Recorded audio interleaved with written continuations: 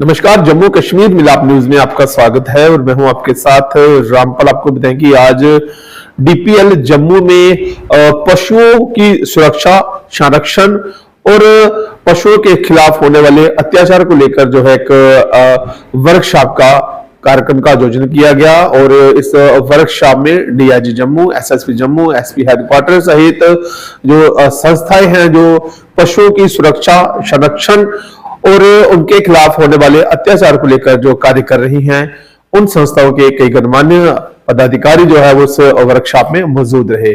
देखिए हमारी ये खास रिपोर्ट।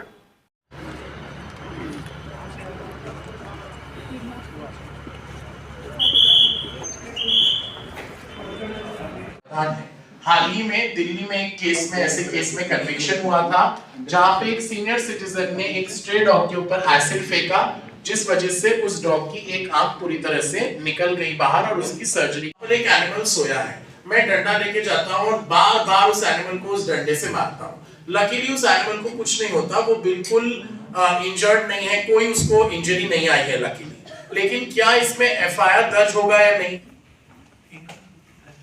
राजस्थान कैमल एक्ट, जिसकी मैं पहले बात कर रहा था, Rajasthan camel prohibition of slaughter and regulation of temporary migration और एक्सपोर्ट एक्ट 2015। इन शॉर्ट, जो मैंने आपको पहले भी बताया, राजस्थान का स्टेट एनिमल है कैमल और इसीलिए राजस्थान स्टेट असेंबली ने ये कानून बनाया है कैमल्स के प्रोटेक्शन के लिए, क्योंकि उनकी भी संख्या कम होती जा रही है because of illegal slaughter and other things.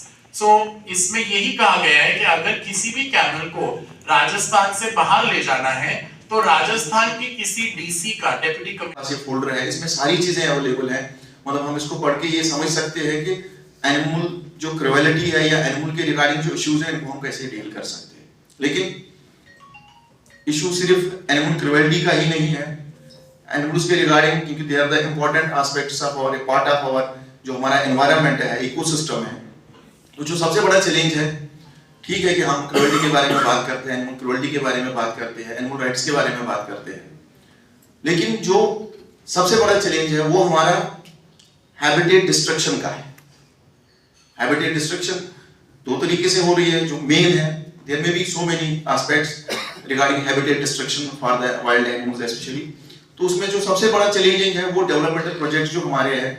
आज की डेट में हमारे रोड्स भी बनानी है, हमें रेल भी चलानी है, हमें साथ साथ बाकी माइनिंग की एक्टिविटीज भी करनी है। ये जो डेवलपमेंटल प्रोजेक्ट्स है, इसकी वजह से जो हमारे एनिमल्स के हैबिटेट है, वाइल्ड एनिमल्स के हैबिटेट है, वो डिस्ट्रॉय हो रहे हैं। उसकी वजह से जो हमारी वाइल्ड लाइफ है वो दिन ब दिन डिग्रेडेड हो रही है, कम हो रही है। साथ ही साथ दूसरा जो एस्पेक्ट है वो एफॉरेस्टेशन का है, एनक्रोचमेंट एंड एफॉरेस्टेशन। ये सब चीजें मिला के मतलब डेवलपमेंटल एक्टिविटीज, एफॉरेस्टेशन और साथ ही साथ फिर हम इंक्रोचमेंट, क्योंकि काफी लैंड इंक्रोच किया जाता है जो हमारा फॉरेस्ट लैंड है, और साथ ही साथ मतलब और भी जो इसके एसोसिएटेड एक्टिविटीज है, पॉपुलेशन शिफ्ट होती है फिर फॉरेस्ट एरियाज की तरफ, उसकी वजह से जो हैबिटेट्स डिस्ट्रॉय हो रहे हैं, तो वो एक एनिमल ह्यूमन कॉन्फ्लिक्ट को बढ़ा रहा है और उससे हमारा जो इकोलॉजिकल बैलेंस है वो बिगड़ने का खतरा बना हुआ है, वो कई जगह बिगड़ भी गया है, बहुत हद तक मतलब इररिपरेबल डैमेज हुए हैं इसको। क्योंकि मैं खुद एक फॉरेस्ट्री का स्टूडेंट हूँ, बीएससी फॉरेस्ट्री का, एमएससी फॉरेस्ट्री किया, तो इन सब चीजों को हमने बड़े डिटेल्ड एंड प्रोफेशनली तरीके से पढ़ा है। तो इसलिए गवर्नमेंट ने हर बार कोशिश की कि जो हमारे इकोलॉजिकल बैलेंस को किस तरीके से लीगली कवर दिया जाए, एक लीगल कवर दिया जाए, ताकि हमारे देश का, हमारे जो वर्ल्ड का एक इकोलॉजिकल बैलेंस है ये बना रहे। इसके लिए पार्लियामेंट ने, हमारी असेंबलीज ने, यूएन लेवल पे काफी लॉज बनाए गए, रूल्स रेगुलेशंस बनाए गए, जिसमें सबसे एक इम्पोर्टेंट लॉ था वाइल्ड लाइफ प्रोटेक्शन एक्ट, जो 1972 में पूरे देश में इंप्लीमेंट हो गया।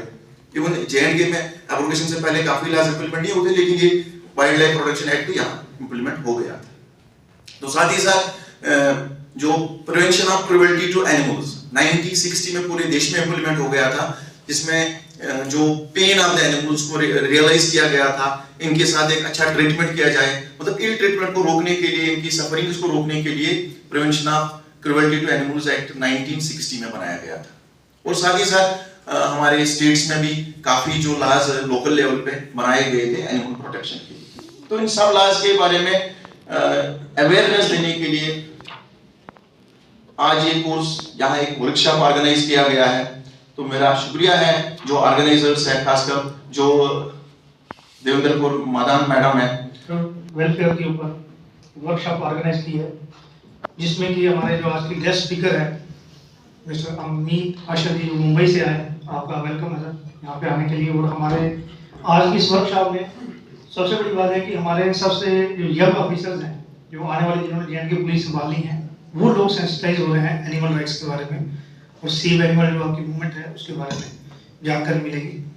और हमारे डाइस पर बैठे एसएस जम्मू जोगिंदर सिंह जी, सभी एनजीओ जो पीटा से जुड़े हैं, एसपी हेडक्वार्टर जो इसके सूत्रधार हैं पूरी कॉन्फ्रेंस के, सभी ऑफिसर्स, पीएसआई, डीवाईएसपी जो यहाँ पे बैठे हैं।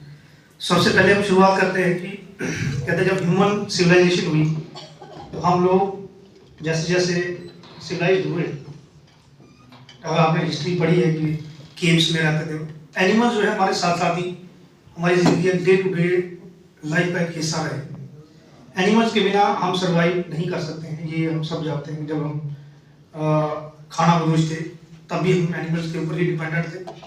आज भी देखेंगे एनिमल्स के बिना हम सर्वाइव नहीं कर सकते। अब उसमें जैसे हमारे एसपी हेडक्वार्टर बहुत सारा इसमें आपको नॉलेज दिया कि बैलेंस करके चलने की जरूरत है।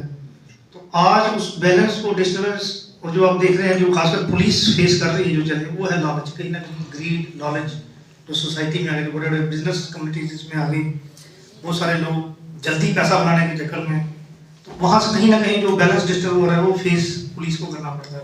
जम्मू जैसे स्मार्ट सिटी बन रही है, आजकल सभी घरों में डॉग रखने का कल्चर है। हर मुझे लगता है कि 70% के करीब यहाँ पर लोग जो हैं अपने घरों में डॉग रखते हैं, लेकिन क्या उनको नॉलेज है कि एनिमल्स के राइट क्या है, कैसे उसको। बहुत सारे ऐसे एनिमल्स भी वो ले आते हैं, जैसे पिट बुल है, जो बहुत सारे डेडली डॉग्स हैं, उनको हैंडल कैसे करना है, उसमें कुछ लॉज है। अगर आपने डॉग रखना है उसको प्रॉपर आपको उसकी वैक्सीनेशन करवानी है, उसकी केयर होनी चाहिए, उसको बैठने का एक सिस्टम होना चाहिए, टाइमिंग है खाने पीने का उसका।